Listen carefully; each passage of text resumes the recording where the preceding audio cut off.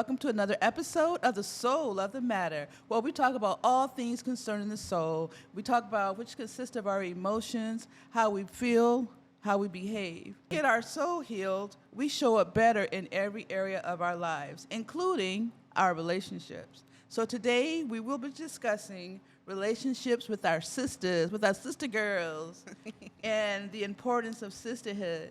And joining me in this conversation is my guest, co-host, Charlie Bowens. Charlie, can you introduce yourself? Hi, my name is Charlie, and I'm excited to be here today to talk about the importance of sisterhood. Thank you for having me. You're welcome, little co-host.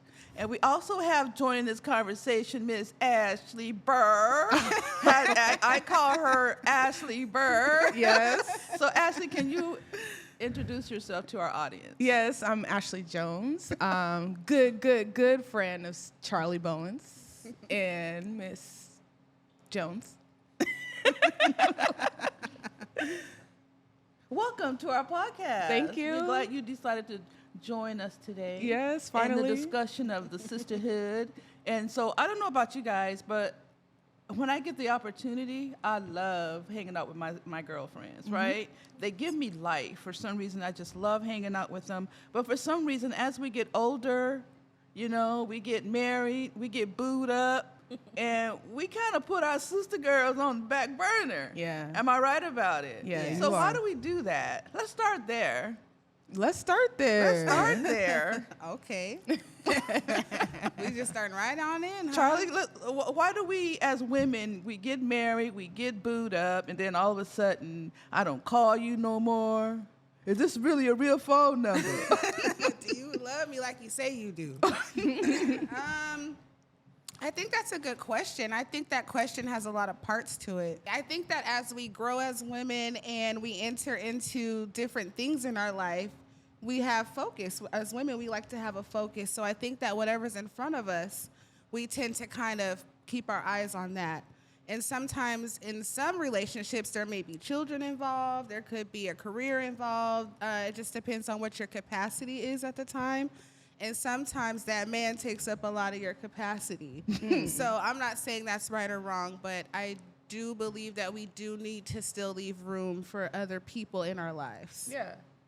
Well, can I intervene? Please do. I just wanted us to start with like the background and the basis of our friendship first. You're in Charlie's? Yes. Okay. Go for it. All right. So Charlie and I met in 8th grade, like way back in the day. That was like, what, 30 years ago? A long time ago. A long time ago. So we met and we spent a lot of our time, like our childhood time, you know, together. So a lot of our friendship was in school friendship. And then I think we kind of broke apart for a little bit.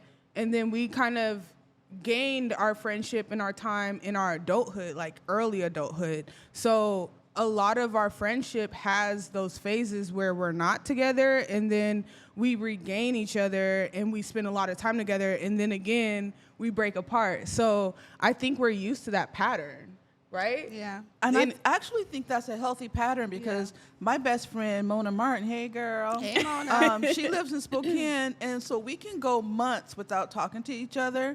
But then, you know, it's just like when we do finally talk and we finally see each other, we be on the phone for like hours. Just catching up. And then, okay, girl, I'll talk to you in the next few months because she lives in a different city.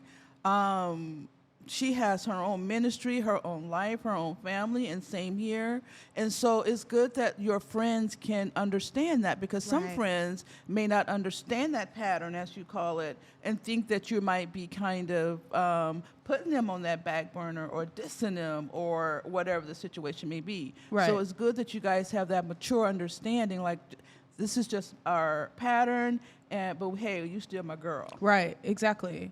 And I think that like now in our nowadays, like I'm a mom, you know, and I'm a single mom. So like a lot of my time is like I'm right here with my child. So a lot of my friendships, a lot of like my time being spent is just really with my child. And if I am spending time with a friend, it's a friend that has a child too. So like Charlie may feel like, oh, well, I'm busy with my man. I don't have a man. So like a lot of my relationships are not always with a significant other. So that may not piece together with my friendship with Charlie because Charlie's not coming with me. How do you guys maneuver that? So, Charlie has a man, and so she's doing the manly things. Right. But she does The manly thing.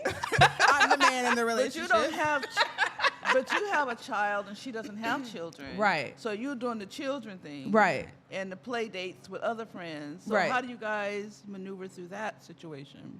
There have been times where Charlie would come over and my kid would be upstairs playing in his room, and we would have wine night. Or a lot of times nowadays have been like on the phone, like just long conversations on the phone, or just like real quick pickups through text, or like we will kind of see each other out, or kind of get a lunch date here or there. It's just kind of if I have the time, and a lot of my friendships are like that right now. Yeah. Which is kind of, it sucks sometimes, but I think in the adult life, it's kind of, you got to take what you can get.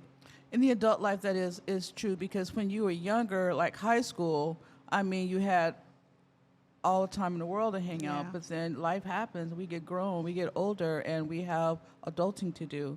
So let's pivot for a second. And so what is sisterhood? So to me, sisterhood is the bond between women, right? Mm-hmm. The affection, the loyalty that women feel for other women who they have something in common with. Mm-hmm. How would you describe or define sisterhood? Ooh, that's deep.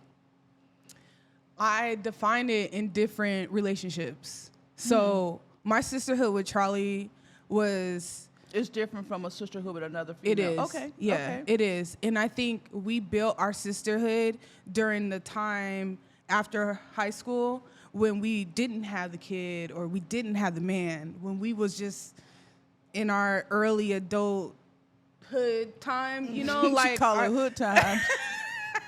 When we didn't have a lot of responsibility, as far as kids and college and work and money, but we had time. Yeah, we had time. Mm-hmm. So we got to get to know each other on that fun and building our values and building like how are we understanding the world together. Yeah, you know, and I think that we took that time and we both kind of divided. And we kept a lot of those memories real close to each other. Okay.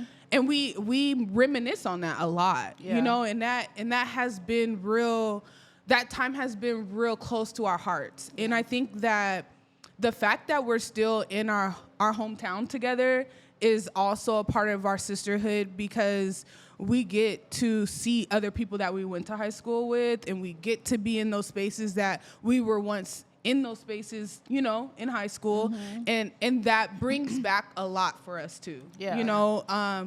There are times where we get to still have those fun memories that we did in high school and like relive that as adults, but like knowing that we still have these like core responsibilities as like in our 30s is just like trippy, right? Yeah. So I think our sisterhood just kind of, it gets better and better as we get older and older. So I don't want to define it. Oh. I don't want to define it. So you don't want to define what sisterhood means to you? I don't want to define it with Charlie. Okay. All right. Why is that? that's kind of weird to me. That's kind of weird. I don't want to define it because we have our own understanding. Okay. We have our own understanding, and Charlie, how do you feel about that? Yeah, I'll let you talk. I think I don't want to speak for her, like, in what she means, but I understand what she's saying, what our sisterhood is, over time. Overall, to me, what I think sisterhood is just like a safe haven. It is. It's a safe space. It's a respect. It's a mutual understanding. Like Ashley was saying, when time goes on and things happen, Ashley knows I love her. I know she loves me and all my other friends, but sometimes when that space happens, it is what it is. We're grown women. We have lives. So I think that sisterhood is respecting people's space, respecting what people have going on, I think sisterhood is empowerment. Your sisterhood should be a group of women who pour into you, who love on you, who appreciate you. So overall, if I could use one word, I would just call it your safe haven. These are the girls that you have that you trust, that really have your back, that understand who you are. Yeah. So if you do have to separate, they already know what it is. You know what I'm saying? Or if they do have something going on, they know that you're supportive and that they can call you and that you'll be there for them. Yeah. So I just think overall, sisterhood is a safe haven, just like us. Like I know, like our friendship is deep. Like this is a safe haven for me. You know. So you touched on the importance of sisterhood. So, you know, having your sister, your girlfriends is important because you have a safe haven. You have somebody that you can go through life with outside of your family, outside of your husband, outside of your boo. And so it's very important to have that sisterhood, in my opinion. My girlfriend called me last night, Miss Mona, saying, I just want to, you know, use you as a sounding board. Right. But she knows she can use me as a sounding board because I'm a safe place. She doesn't have to worry about saying something wrong and I'm going to judge her for it, so there's no judgment. And so that's very important to have in a girlfriend. I agree. So what are some barriers that we have, women, young women, in forming our sisterhood? And I say that because, you know, women, we can be difficult. We can be catty. We can be gossipy and all that other stuff. And so sometimes that can become a barrier to really trusting you because of some past experience I've had. And so, you know, it's easy to just, you know what, I'm just going to just stay right here in my little old bubble. Yeah. But we already defined or talked about how important it is to have a sisterhood because it gives you like an outlet, a safe spot. But sometimes we have barriers to that and we're not able to really enjoy that part of our lives because of barriers. What are some barriers? Are you meaning like barriers within your current friendships or sisterhood, or barriers Just when it comes barriers to new in women? general with women. I think there's two parts to that. First, I'll start with barriers within your friendships that you already established, your sisterhood. I think it goes back to what you said earlier. Sometimes people don't understand the space that you're in, and women can get controlling as well, even over their friendships. That's true. Meaning, like, you could be busy and they feel neglected and they try to say, well, you're not being a good friend, or you need to be doing this and you need to be doing that, not respecting your life situation and what you have going on in that time. You may not mentally have the capacity for your sisterhood right now. Yeah. And they have to respect that. Yeah. But in the background, they could be praying for you or, you know, wishing you well and letting you have your space. So I think that's a barrier when some women start to become overbearing or too controlling in the sisterhood. I think, you know, women do that. As far as women who you're trying to establish a new relationship with, there's barriers because, one, I don't know you. Two, I don't know your intentions. You're not deep enough in my sisterhood for me to call you a safe haven yet. Yeah. So there's going to be some initial boundaries until we can establish a tight sisterhood. Yeah. And I think that takes steps. But I think the first step is letting your boundary down a little bit to figure someone out, but not too much, because you don't want to be meeting people spilling all your tea. Right. And you don't know if they're a safe haven yet. Yeah. So I think it's just a balance of, as we establish our sisterhood, then boundaries and barriers start to come down little by little. Okay. I think other people too getting involved.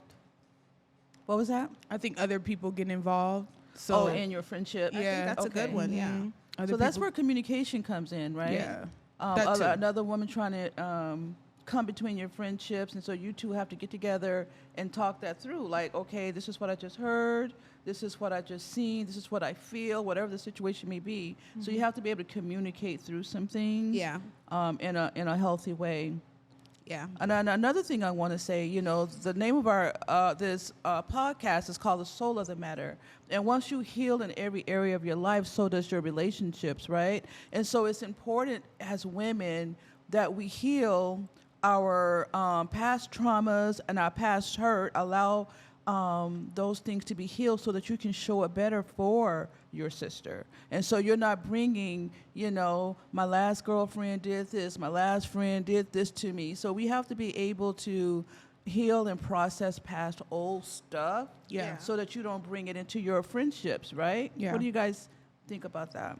Yeah. I agree. Yeah. In any relationship, whether it's romantic, For sure. rather it's platonic, rather it's professional relationships. We've all had all of those type of relationships hurt us, burn us in the past in all of those areas. But we do have to open ourselves up for new scenarios within all of those categories of relationships. Every man is not out to get you. Every woman is not out to get you. Every coworker is not out to get you. There's genuine people in all areas of relationships, but we just have to learn how to vet people who we want to bring into our space. But we have to also allow ourselves to be open to bringing people into our space. Yeah. You know, and not always having all these boundaries up with people because of past relationships. Yep. True. That's why it's important to. Were you going to say something? Heal from all of that Yeah, heal stuff, from- all that baggage, so that you don't. Because if you don't, you're going to just be like a drain on your friend. Do you have a friend that every time you see him call and you be like, "Oh, child, not today. Yeah. You ain't stealing my peace today." Yeah. That's because that sister haven't processed some stuff. And I have a question on that. Like, what do you ladies think? So I was actually thinking about that, and I'm like, and then I feel like God was kind of telling me, like, because I'm like, Lord, I feel like in some areas, like, I'm always doing this or pouring in and doing that. And he kind of told me, like, well, this person may only have you for that. Yeah. I have blessed you with so many women or people who Yeah. pour into you. Yeah. And This- you're that person for that. Right, and this person may not have that sisterhood. You may be their only sisterhood. Yeah. You may be their only voice of reason. So maybe that's why they're always calling you, because you are their safe haven and pouring that. Into them. And you may feel like it's one-sided, but if you actually sit back, you can say, you know what, God, I'm actually full right now.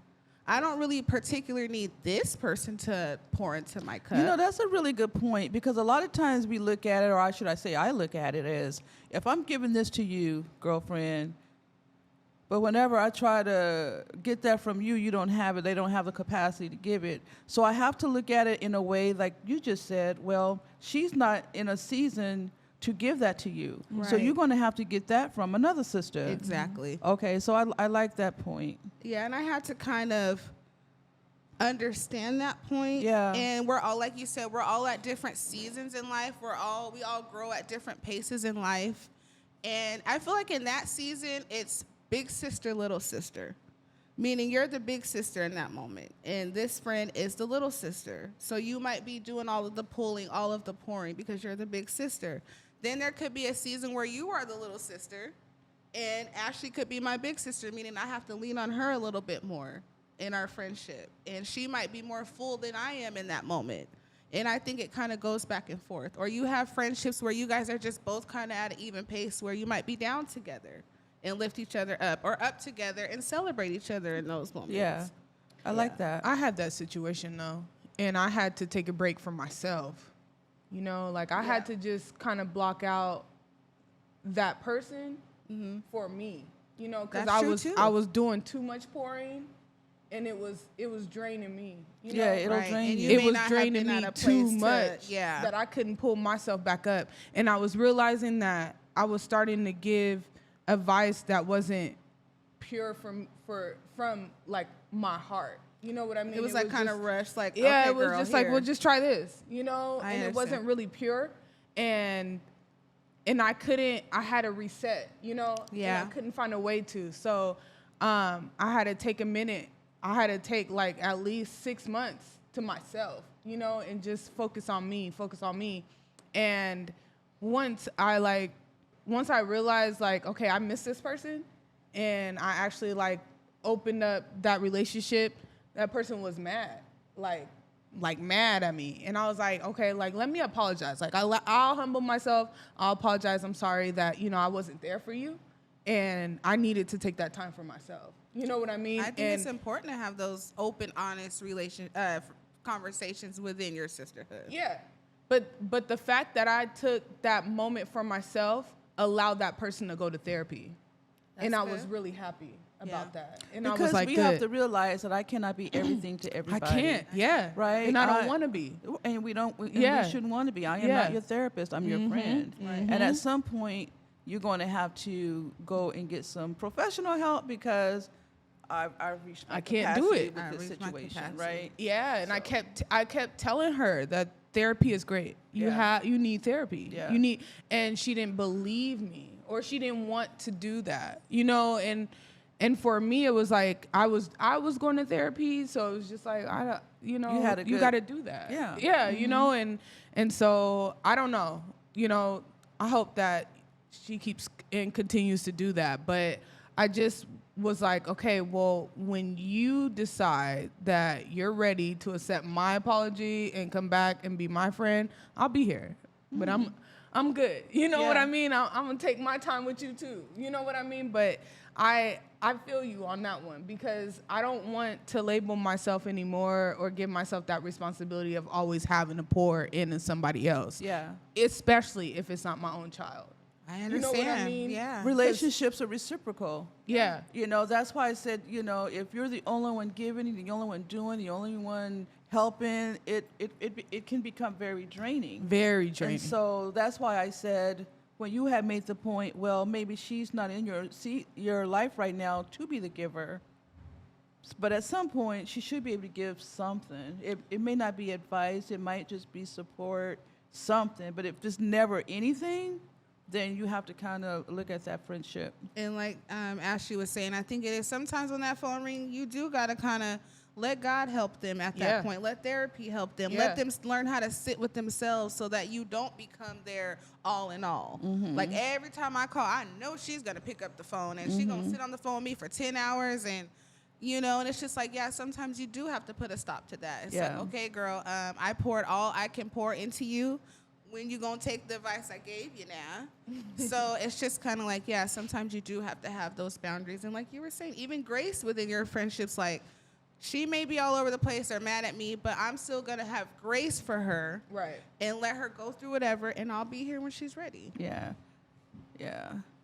That's so- a true sisterhood to me. Yeah. Yeah. That is true Yeah. sisterhood. And so overall, I think we as women are just looking for, you know, healthy Right. relationships. Once you find your tribe, I mean, sisterhood is a beautiful thing. Yeah. There's nothing greater to me than, you know, going to dinner and shooting a breeze with your friends, Yeah. sitting on the phone for hours with your friend, crying to your friends, you know, and fussing with your friends. And so, Right. but for the most part, to me, once you find your tribe of women, it's a beautiful thing. It really is. It yeah, is. for And sure. so as we close, I just want to say to the audience, you know, continue to do your soul work.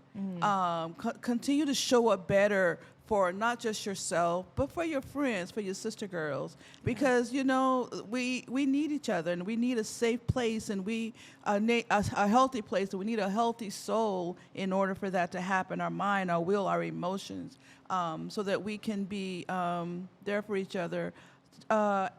Any closing remarks for you, Ashley, to our audience? Yeah, I just think, you know, just seek therapy. That's my thing too. What you say? Just Seek get therapy. Don't put all your problems on your homegirls or your sisters or whatever. Just make sure that you keep the fun for them, you know, and make sure that your problems and all your grunts or whatever, like, use that for the therapy. That's mine. I think that's good advice. I would say in my closing that appreciate your sisterhoods. I think that God is good. He gives us different types of sisterhoods. Like he gives you your birth sisters. Yeah. That's your first sisterhood. I agree with with that. your first Yeah. sisters. That's Yeah. a beautiful thing. You guys have the same DNA. You came from the same womb, the same woman. Yes. You're in the same bloodline. Yes. You came in the same household. You have a lot of shared experiences, and I think that's your first like sisterhood. eyesight of sisterhood. Yes. So appreciate your birth sisters. They really do love you, especially if you're close. I know, Ashley, you have sisters. You were Yeah, I at your was just sister's with house them last night. Yeah, I sure was. And our sisters Yeah. know each other, you know, and I just think that it's a beautiful thing when you have your birth sisters. I also think your aunts, your grandmother's your mother is another form of sisterhood. I love my mom. I love hanging out with my mom. I'm here now with my mom. She knows she can call me anything and I'm going to be there, you know? So I love my mom. She is my sisterhood. She's the first woman in my life. So even though I'm her daughter, we have a sisterhood. Yeah. So I'm grateful for my mom. She's a part of my safe haven, and my aunts and, you know, my grandmothers that helped raise me. And I would say also your church family. I'm grateful for that sisterhood, the older women that get to pour into me. And Sister Agnes is off in the cut, but very grateful for her. She's so sweet and loving. So I'm grateful for my church sisterhood. And lastly, my friendships that I have. I got my friend right here. We've been friends for over 20 years. I have other friends that I've been with since Jason Lee. So grateful. So in whatever area of life that God has blessed you to have a sisterhood, appreciate them. Keep the fun in your sisterhood. Check your sisters within your sisterhood. Charlie checks me all the time. And I feel like that's how you know if your sisterhood is real, if this is my real tribe. Yeah, that's true. Everything can't be roses. We should be able to cry together, have deep, real conversations. And like, check each girl, other. yeah, you're crossing my boundaries now. and I have, because Ashley always be checking me, calling me a grandma because I don't want to go. I got my family and stuff, but you know, it's all in love. Yes. But I just say my closing remarks is whatever area of life that you have a group of sisters, appreciate your sisterhood. Be loyal to your sisterhoods. Be loyal to your sisterhood. Sorry, this is long-winded, but I really want to make That this was some point. amazing closing remarks, Charlie. Yeah. I mean, you had a lot to say in your closing remarks. Be loyal to your sisterhoods, because if people open up and share information with you, honor that. Yeah. Keep That's that right good. here. Don't be messy with your sisterhood. Honestly, like, don't be messy with your sisterhood. Appreciate women who open up to you and trust you, and keep that right here. Yeah. So that's my closing remarks, is be loyal in your sisterhood, appreciate your sisterhood, and call one of your friends in your sisterhood today after the podcast. Call somebody in your sisterhood and tell them you Reconnect love with somebody. Yeah. Tell them you love them. Tell them why you appreciate them for being in your tribe. Yeah. Don't sit there by yourself and be alone. Allow yourself to get back out there and make some friends and find your tribe. Yes, absolutely. Absolutely. You want to jump in there for one more thing, Ashley? Because we No, on a roll I'm good. now, child. I'm good. I think I said Well, we enough. want to thank you for joining us in this conversation on sisterhood. I want to thank Charlie and Ashley for sharing their sisterhood journey. And until the next time, thank you for watching. And don't forget to like, comment, and subscribe to the channel now. Deuces. Bye. Bye.